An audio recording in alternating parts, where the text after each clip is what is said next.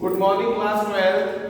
हमने अपने previous video में एग्रीगेट डिमांड के बारे में स्टडी किया था और मैंने आपको एक फिगर शो किया था जिसमें मैंने आपको बताया था कि जो इनकम होती है that will start from the zero, that will start from zero. ये हमारा क्या है, इनकम कर्व है, that is represented by Y, इसे हमने वाई से रिप्रेजेंट किया था। लेकिन जो एग्रीगेट डिमांड है वो क्या होती है, जो एग्रीगेट डिमांड है that will start from a particular point, not from zero.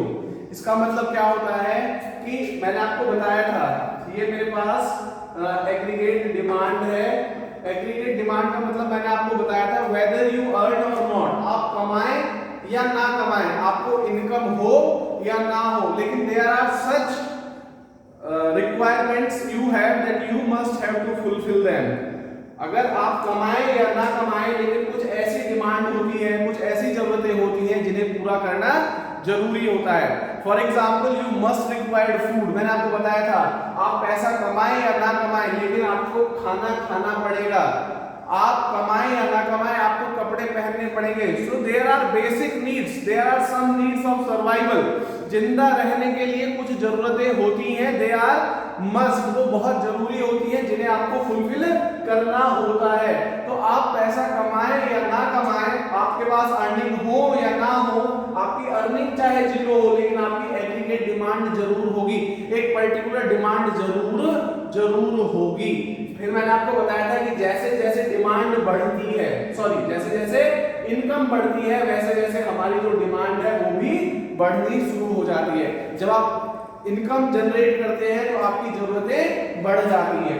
फिर एक ऐसा पर्टिकुलर पॉइंट आता है जहां पर आपकी इनकम और आपकी जो डिमांड है वो इक्वल हो जाती है, यानी कि आप जितना भी अर्न करते हैं अपनी जरूरतों को पूरा करने के लिए वो सारा पैसा खर्च कर देते हैं। लेकिन उसके बाद जैसे जैसे अर्निंग बढ़ती जाती है, जैसे जैसे अर्निंग बढ़ती जाती है, डिमांड उस रेशियो में नहीं बढ़ती, डिमांड एक मैक्सिमम पॉइंट तक जाती है, उसके बाद उसके बाद मैच्योरिटी आ जाती है, यानी कि आप इनकम आपकी ज्यादा रेट से बढ़ेगी लेकिन जो डिमांड है आप यहां से देखेंगे, यहां से आपकी इनकम तो ज्यादा रेट से बढ़ रही है लेकिन डिमांड का जो रेट ऑफ इंक्रीजिंग है वो थोड़ा कम हो गया है।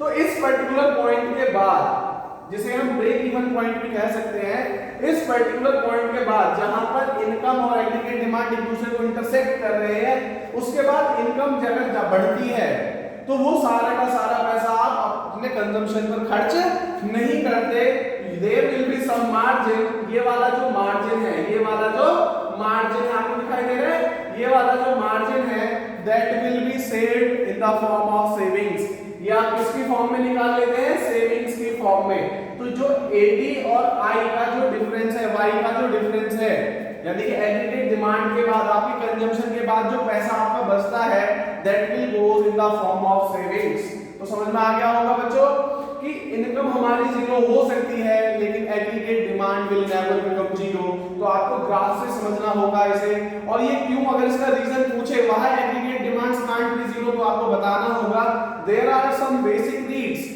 हमारी कुछ सामान्य जरूरतें होती हैं सर्वाइवल के लिए, जिंदा रहने के लिए, इसलिए एग्रीगेट डिमांड कभी भी जीरो नहीं हो सकती। बच्चों आज आगे चलेंगे, आज हम बात करेंगे एग्रीगेट सप्लाई के बारे में। चलिए आज हम बात करेंगे एग्रीगेट सप्लाई के बारे में। अब कॉन्सेप्ट क्या है, aggregate supply refers to aggregate production as planned by the producers during an accounting year. तो एग्रीगेट सप्लाई होती क्या है, aggregate production as planned by the producer, यानी कि जो प्रोडक्शन एक साल में, एक अकाउंटिंग ईयर में प्रोड्यूसर प्लान करता है उसे हम एग्रीगेट सप्लाई कहते हैं। It implies the flows of goods, इसके अंदर क्या क्या आता है, flows of goods and services in the economy during accounting year. एक पर्टिकुलर अकाउंटिंग ईयर के अंदर इकोनॉमी में कितना फ्लो होता है गुड्स और सर्विसेज का, वो हमारा एग्रीगेट सप्लाई होता है। We know production of goods and services imply values addition and value addition implies income generation। क्या होता है कि जो फ्लो होता है गुड्स एंड सर्विसेज का, उससे क्या होता है, वैल्यू एडिशन होता है इकोनॉमी में, और वैल्यू एडिशन से क्या होता है, इनकम जनरेशन होता है। Our knowledge of national income accounting tells us that value added and income generated are identical to each other. हमने भी पीछे पढ़ा था कि जितनी वैल्यू ऐड होती है उतनी ही इनकम जनरेट होती है, यानी कि they are identical to each other. Accordingly aggregated supply implies your flow of income, यानी कि जो एग्रीगेट सप्लाई है इसका मतलब क्या है, that shows your flow of income in the economy during an accounting year. किसी एक अकाउंटिंग ईयर में सप्लाई का मतलब क्या है, आपने कितनी इनकम जनरेट करी. A, S and Y therefore can be treated as identical to each other. इसका मतलब जो Y है that can be treated as aggregated supply. तो इसका मतलब क्या है, it needs emphasis that in context of macroeconomic equilibrium as refers only to planned production or desired production during an accounting year. It does not refer to actual output. हम इसमें जो बात कर रहे हैं, we are looking for the desired output or the planned output. We are not taking the actual figures, whatever you have produced or whatever you have consumed. We are not taking that particular figure. We are taking the figures that we are looking for or we are desired for or we are planning for. ठीक है बच्चों, तो अब इसका जो graph होगा, मैंने आपको बताया था कि जो इनकम का जो ग्राफ होता है that will start from zero. तो ये मेरा y यानी इनकम है और इसी को हम एग्रीगेटेड सप्लाई कहते हैं. पीछे मैंने बताया सप्लाई को क्यों कहते हैं, इनकम क्यों कहते हैं, क्योंकि जो सप्लाई होती है that is flow of goods and services. You can say that is the value addition in the economy in an accounting year, और जो वैल्यू एडिशन होता है that is equal to the income generated in an economy in an accounting year. तो इसका मतलब जो income generation है वो किसके बराबर है, the supply of goods and services in economy in an accounting year, और इसी को हम इनकम जनरेशन या हम क्या कहते हैं, वैल्यू एडिशन कहते हैं. तो बच्चों ये आपको समझ में आ गया होगा कि एग्रीगेट सप्लाई होती क्या है. तो इससे आपको, इस फंक्शन से आपको समझ में आ गया होगा that will start from the zero and it goes up to anything. जितना आप अर्न करते हैं, जितना आप प्रोड्यूस करते हैं एक अकाउंटिंग ईयर में, वही आपका इनकम हो जाता है, या उसे ही हम एग्रीगेटेड सप्लाई कह सकते हैं. नेक्स्ट है कंजम्पशन फंक्शन. आगे आज हम बात करेंगे सी के बारे में. कंजम्पशन फंक्शन होता क्या है, मैंने आपको बताया था तीन चीजें होती हैं जब एग्रीगेट सप्लाई के बारे में हम बात करते हैं. एक हमारा सी होता है जैसे कंजम्पशन फंक्शन, एक आई होता है that is known as investment that has been done by the producers. Producer जो पैसा लगाते हैं for producing a particular thing, that is they are not known as expenditure, that is known as investment. तो एक मेरे पास सी आया था, एक मेरे पास आई आया था. ये हाउस होल्ड के द्वारा कंजम्पशन होता है, पर्सनल कंजम्पशन इसे कहते हैं. आई जो होता है this is known as investment and that has been done by the producers only. और उसके बाद मेरे पास प्लस जी आता है, ये मेरे पास गवर्नमेंट जो इन्वेस्ट करती है, गवर्नमेंट जो खर्चा करती है, इसमें दोनों चीजें आती हैं. एक गवर्नमेंट का इन्वेस्टमेंट भी आता है जो वो रोड्स पर, डैम्स पर, इन पब्लिक सर्विसेज पर खर्च करती है. ये इन्वेस्टमेंट होता है जिस पर उसे रिटर्न मिलता है. तो गवर्नमेंट में दोनों चीजें आती हैं, उसका इन्वेस्टमेंट भी आता है और उसका जो पर्सनल कंजम्पशन है. फॉर एग्जांपल हमारी आर्मी है, उसके लिए गाड़ियां चाहिए, उसके लिए ड्रेसेस चाहिए, जूते चाहिए, या और भी दूसरे जो खर्चे हैं उनको पूरा करने के लिए, तो दोनों चीजों पर, कंजम्पशन पर भी खर्च करती है गवर्नमेंट और इन्वेस्टमेंट भी करती है. तो ये दोनों चीजें जी के अंदर आती हैं. तो ये हमारे पास एग्रीगेट डिमांड होता है. तो एग्रीगेट डिमांड में सी प्लस आई प्लस जी, मैंने आपको बताया था ना, एक क्लोज इकोनॉमी और ओपन इकोनॉमी में दोनों चीजें अलग अलग होती हैं. तो क्लोज इकोनॉमी में खाली हमारा कंजम्पशन आता है, ये सॉरी इन्वेस्टमेंट आता है, और गवर्नमेंट का इन्वेस्टमेंट और कंजम्पशन आता है. लेकिन जो ओपन इकोनॉमी होती है उसमें एक चीज और ऐड आ जाती है जिसमें हम नेट एक्सपोर्ट भी ऐड कर देते हैं. एक्सपोर्ट नेट क्यों लेते हैं, क्योंकि हम एक्सपोर्ट भी करते हैं और अपनी जरूरतों को पूरा करने के लिए इंपोर्ट भी करते हैं. तो उसका जो डिफरेंस होता है उसे हम नेट एक्सपोर्ट कहते हैं, that will be added for the income, उसे हम एग्रीगेट डिमांड कहते हैं. तो ये आपको समझ में आ गया होगा. तो आज हम जो डिस्कस करेंगे वो कंजम्पशन के बारे में बात करेंगे, कंजम्पशन फंक्शन के बारे में बात करेंगे.